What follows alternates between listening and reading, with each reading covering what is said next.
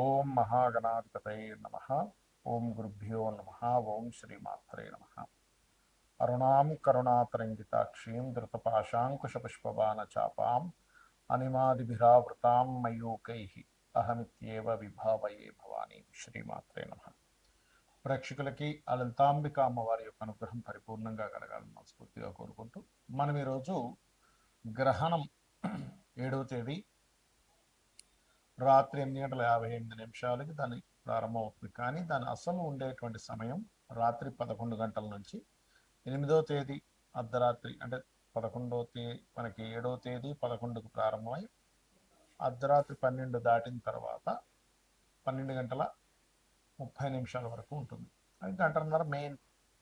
దాని తర్వాత అసలు 2 గంటల వరకు దాని ప్రభావం ఉంటుంది. అంటే 9 నుంచి 2 వరకు అసలు ప్రభావం ఉన్నప్పటికీ మెయిన్గా 11 టు మనకి 12:30 వరకు ఉంటుంది.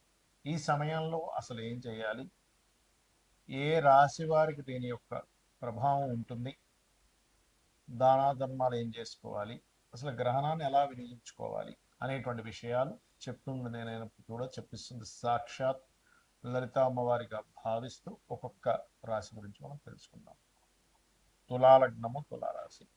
తులవారికి పంచమ స్థానంలో అంటే సంతాన స్థానంలో గ్రహణం పడుతున్నందుకు ఇది లక్కీగా రాత్రి 11 నుంచి 12, 20, 12:30 మధ్య వరకు ఉంటుంది. కాబట్టి ఆ సమయంలో నిద్రపోతారు గర్భం దాల్చిన వాళ్ళు.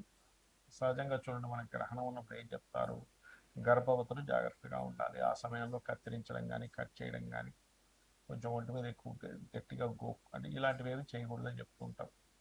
అంటే కొంచెం జాగ్రత్తగా ఉండాలి, రెస్ట్ తీసుకోవాలి. ఇది ఏ రాశి వారికి వర్తిస్తుంది అంటే తులవారికి వర్తిస్తుంది ఎక్కువ, మిగతా రాశుల వారికి అంటే తుల ఒకటి, మీన రాశి వారికి ఒకటి.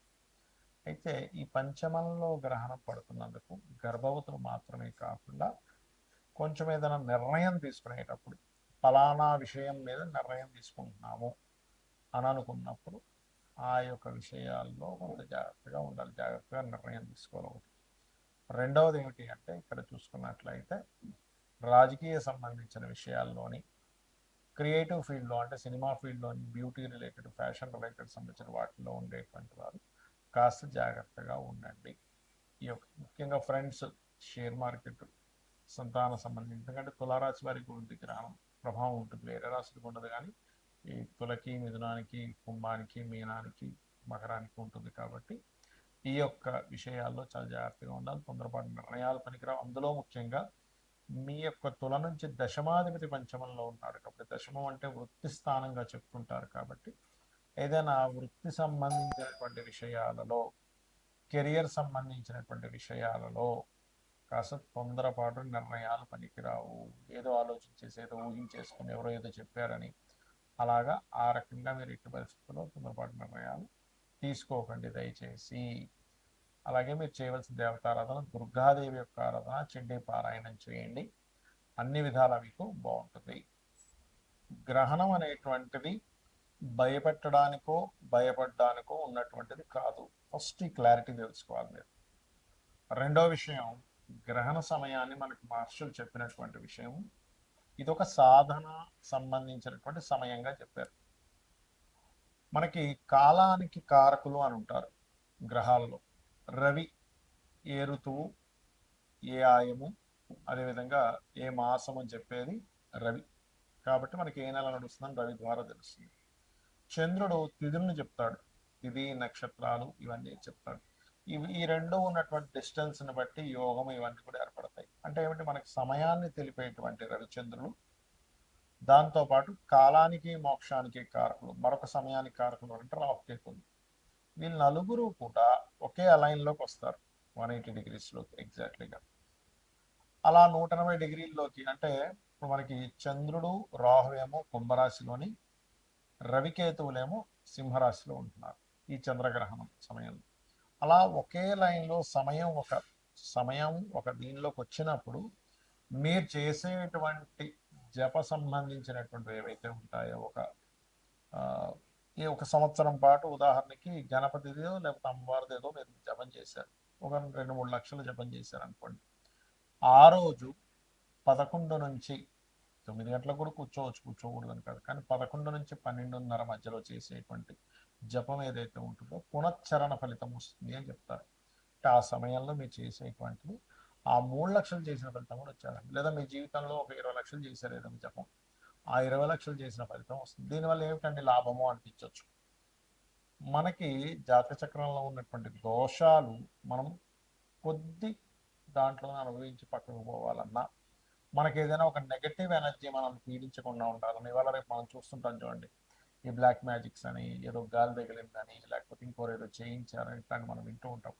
అవి పోగొట్టుకోవాలంటే మనం రకరకాల వాటికి ఖర్చు పెట్టేసి చాలా ఇబ్బంది పడుతూ ఉంటాం. అలా కాకుండా మీకు మీరే ప్రొటెక్టివ్గా ఉండడానికి ఒక మంత్రం తీసుకొని, ఇప్పుడు ఇందులో కూడా అందరికీ మంత్రోపదేశం కానివ్వండి అలా ఉండదు. అలాంటప్పుడు లలిత సహస్రనామాలు వినొచ్చు. లేదు పర్టికులర్గా ఫలానా నాకు జాబ్ బాగాలేదు, ఓం మాణిక్య మకుటాకార జానుద్వై విరాజితాయ నమ. లేదంటే ఫైనాన్షియల్ ఇబ్బందులు ఉన్నాయి, ఓం సంపత్కరీ సమారూఢ సిద్ధుర బ్రజ సేవితాయ నమ.